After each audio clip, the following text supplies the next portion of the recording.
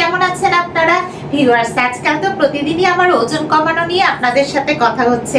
কিভাবে আমি আমার 50 কেজি ওজন কমিয়েছি, তারপর সেই 50 কেজি ওজনটা আমি কিভাবে মেনটেন করতেছি, কিভাবে খাওয়া দাওয়া করতেছি, সবই আপনাদের সাথে আমি প্রায় প্রতিদিনই শেয়ার করছি। কিন্তু আজকে ভাবছি না না না, ওজন নিয়ে আর কোনো কথা না, মানে আজকে অন্তত কথা হবে না। আজকে কথা হবে বাসায় আজকে আমি কি রান্না করছি। ভিউয়ার্স, আজকে আমার পছন্দের, মানে আমার হাজবেন্ড আর ছেলের পছন্দের মাছের কোরমা রান্না করা হচ্ছে। তো চলুন তাহলে আপনাদের সাথে শেয়ার করে ফেলি। হ্যাঁ, আপনাদের মনে তো প্রশ্ন হয়েছে, আমি বুঝতেই পারছি যে আমি কি মাছের কোরমাটা আসলে খাবো না। ভিউয়ার্স, মাছের কোরমা আমি খাবো না। কেন বলুন তো? কারণ ওটাতে তো অনেক মশলা আছে। আপনারা তো জানেন আমি মশলা খাই না। আমি ডায়েট যে আইটেমগুলো রেগুলার আপনাদেরকে দেখাই, যেগুলো আমি খাচ্ছি ওগুলোই আমি খাবো।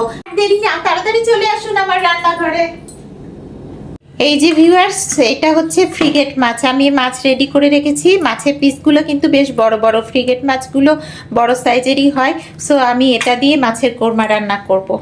আমি ফার্স্টে যেটা করব, মাছগুলোকে সুন্দর করে ভেজে নিব। আর এই কারণে মাছের পিসগুলোতে আমি কিছু গুঁড়া মশলা দিয়ে দিচ্ছি ভিউয়ার্স। এটা মরিচের গুঁড়ো দিচ্ছি, এরপরে আমি হলুদের গুঁড়া দিব। তো হলুদের গুঁড়ো আমার রেডি আছে, দিয়ে দিচ্ছি ভিউয়ার্স। এই যে হলুদের গুঁড়ো দিয়ে দিচ্ছি, এরপরে আমি জিরার গুঁড়ো দিচ্ছি। এই যে ভিউয়ার্স, আমি জিরার গুঁড়ো দিচ্ছি। জিরার গুঁড়ো আমি কিছু দিয়ে দিলাম। জিরার গুঁড়ো দেওয়া হয়ে গেল। এরপরে আমি ধনিয়ার গুঁড়ো দিব। সো ধনিয়ার গুঁড়ো দিয়ে দিচ্ছি। এই যে ভিউয়ার্স, ধনিয়ার গুঁড়ো আমি পরিমাণ মতো দিয়ে দিলাম। সব গুঁড়ো তো দেওয়া হয়েছে, লবণ দেওয়া হয় নাই। সো এই যে ভিউয়ার্স, লবণ নিয়ে আসলাম। এখন লবণটা দিয়ে দিই, তাহলেই আমার মাছ ভাজার জন্য মাছ কমপ্লিটলি রেডি হয়ে যাবে। সো আমি লবণ দিয়ে দিচ্ছি। এখন এটা সুন্দর করে মাখানো আমার মোটামুটি হয়ে গেছে। এখন এটা ভাজবো, সরিষার তেলে কিন্তু ভাজবো। আমি কিন্তু সরিষার তেলেই রান্না করবো। আপনারা জানেন যে আমি অনেক স্বাস্থ্য সচেতন, তাই সরিষার তেল ছাড়া অন্য তেলে রান্না আমি কখনোই করি না। মানে আগে করতাম, এখন করি না। তো আমি বেশি করে সরিষার তেল দিয়ে দিলাম। তো এখন তেলটা গরম হয়ে আসুক। গরম হয়ে আসলে আমি মাছগুলো ছেড়ে দিব। এই যে ভিউয়ার্স, আমার সরিষার তেল গরম হয়ে আসছে। সো আমি সুন্দর করে মাছের পিসগুলো দিয়ে দিচ্ছি তেলের মধ্যে। এই যে ফ্রিগেট মাছ কিন্তু ভিউয়ার্স আমার হাজব্যান্ড অনেক শখ করে কিনেছে, যাতে কোরমা খেতে পারি। অল্প ভেজেই তুলে নিব, কারণ আরও কিছু প্রসেসিং আছে তো কোরমা রান্না করতে। ভিউয়ার্স, আমার মাছগুলো উল্টিয়ে দিই। ভিউয়ার্স, মাছগুলো এখন আমি তুলে ফেলতেছি। এই যে খুব বেশি পরিমাণে ভাজি নাই, মোটামুটি ভাজছি। সো মাছগুলো এখন আমি তুলে নিচ্ছি। আর একটা অনেক মাছ দিতে হবে, তো এই মাছগুলো তুলে ফেলি।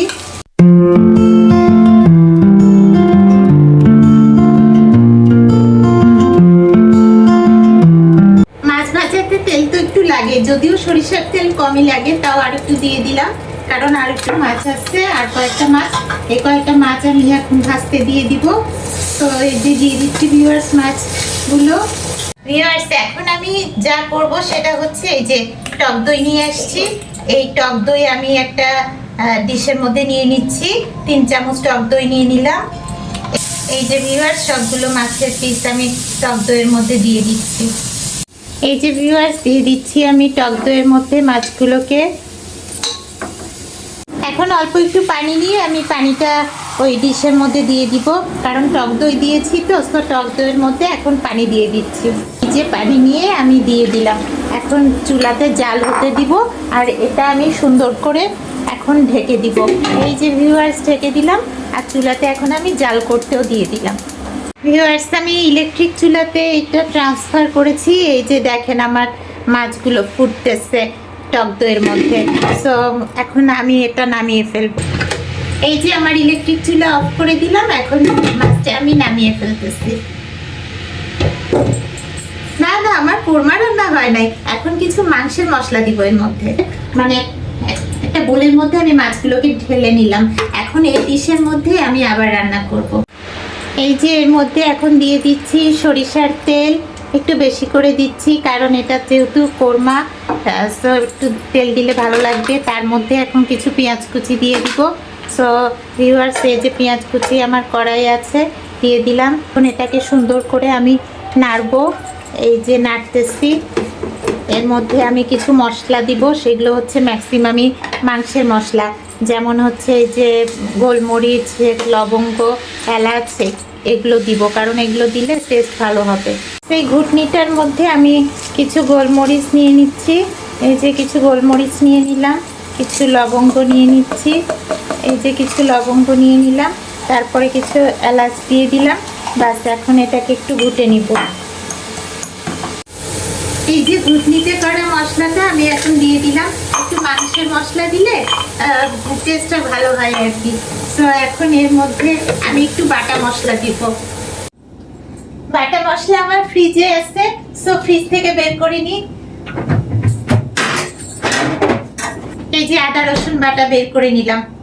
আদা রসুন বাটা কিন্তু সবসময় আমার ফ্রিজে থাকে, কিছুটা নর্মালে রাখি আর বাকি অংশটা ডিপে রাখি। এটা কিন্তু আমি সবসময় করে রাখি। এই যে ভিউয়ার্স, আমার পেঁয়াজটা ভাজা ভাজা হয়ে আসছে। সো আমি হচ্ছে আমি কিছু রসুন বাটা দিব। রসুন বাটা আদা বাটা আর একটু নিয়ে আসছি, কারণ লাগবে আমার আসলে। সো আমি দিয়ে দিচ্ছি।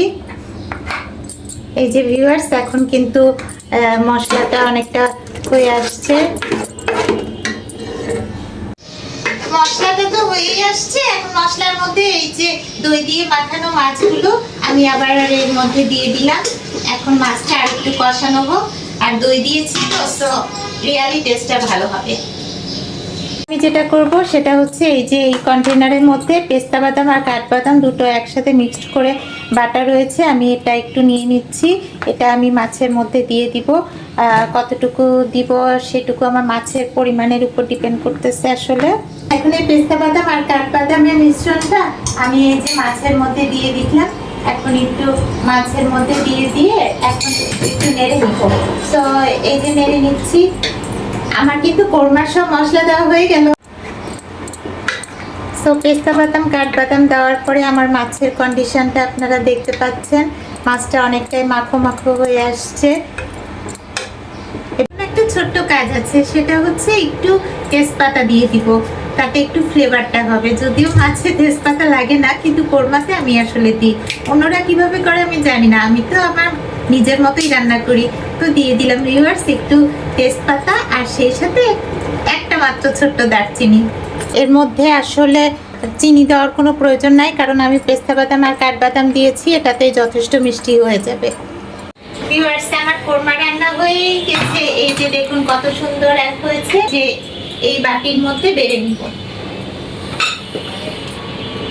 ওয়াও, সুস্বাদু টেস্টেড। ওয়াও, এই যে ভিউয়ার্স, আমার মাছের কোরমা আমি সুন্দর করে তুলে নিচ্ছি বাটির মধ্যে। এই যে দেখুন, আমার বাটিও রেডি, সব রেডি, মাছও রেডি। তো চলুন তুলে ফেলি মাছের কোরমা। ভিউয়ার্স, হয়ে গিয়েছে কমপ্লিটলি রেডি আমার মাছের কোরমা। এই যে দেখুন কি সুন্দর কালার হয়েছে। সো আমার ছেলে আর আমার হাজবেন্ডের জন্য রান্না করলাম, ওরা খুব খুশি হবে। ভিউয়ার্স, আমার হাজবেন্ড তো অফিসে আছে, ও অফিস থেকে এসে রাতে ডিনারে এটা খাবে, আর আমার ছেলে লাঞ্চেই খাবে। এই আসো, ভিউয়ার্সদেরকে দেখাও যে তুমি চলে এসেছো স্কুল থেকে। এই যে ভিউয়ার্স, স্কুল ড্রেস পরেই আছে, এইমাত্র স্কুল থেকে আসলো। আর আজকে আম্মু কি রান্না করেছে দেখেছো? বুঝতে পারছো এটা কি? বুঝতে পারছো? আগেও তো দেখেছো, বুঝতে পেরেছো? তাহলে বলো তো এটা কি? কোরমা, মাছের কোরমা। আচ্ছা ভিউয়ার্স, তাহলে আমার ছেলে আর দুপুরেই খেয়ে ফেলুক।